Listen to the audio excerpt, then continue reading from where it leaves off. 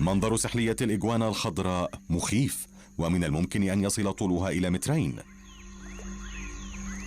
عند الفجر تستمتع بحمام شمسي فوق أعلى الأغصان، قريبا دائما من النهر.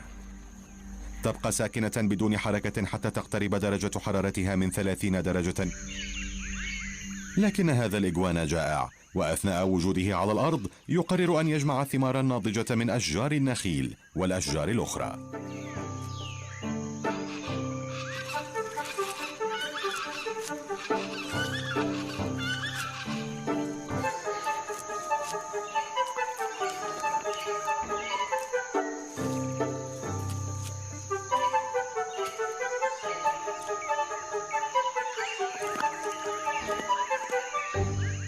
على الرغم